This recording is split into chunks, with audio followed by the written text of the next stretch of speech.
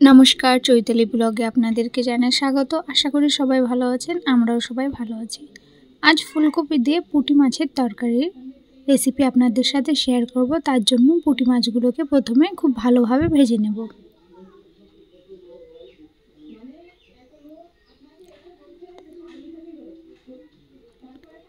একইভাবে বাকি মাছগুলোও ভেজে নেব। মাছগুলো ভাজা হয়ে গেলে মাছগুলোকে তুলে নেব। একই তেলে ফুলকপিগুলোকেও খুব ভালোভাবে ভেজে নিতে হবে। ফুলকপিগুলো খুব ভালোভাবে ভাজা হয়ে গেলে ফুলকপিগুলোকে তুলে নেব।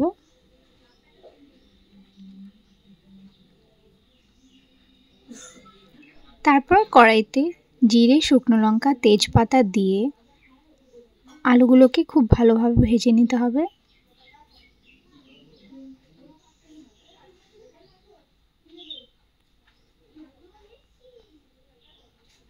আলুগুলো ভাজা হয়ে গেলে তার মধ্যে টমেটো, কাঁচা লঙ্কাগুলো দিয়ে খুব ভালোভাবে নেড়ে নিতে হবে।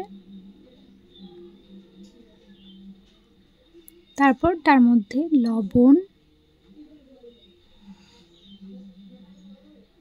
হলুদ দিয়ে বেশ কিছুক্ষণ ভালোভাবে কষিয়ে নিতে হবে। ভালোভাবে কষানো হয়ে গেলে তার মধ্যে এবার ফুলকপিগুলোকে দিয়ে দেব আর বেশ ভালোভাবে নাড়িয়ে নিতে হবে কিছুক্ষণের জন্য।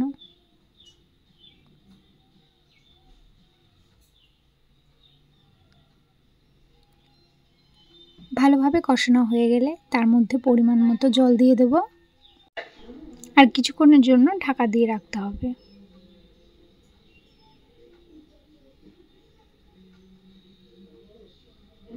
তরকারিটা খুব ভালোভাবে ফুটে এলে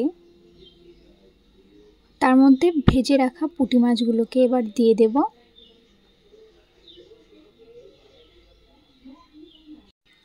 আর তরকারিটাকে বেশ কিছুক্ষণের জন্য ফুটিয়ে নিতে হবে।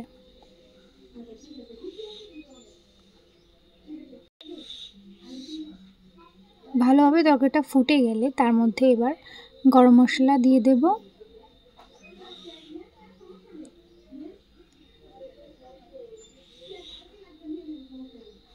আমাদের তরকারি রেডি হয়ে গেছে। ভিডিওটা যদি ভালো লাগে একটা লাইক, কমেন্ট, চ্যানেলটা সাবস্ক্রাইব করে আমাদের পাশে থাকবেন। ধন্যবাদ।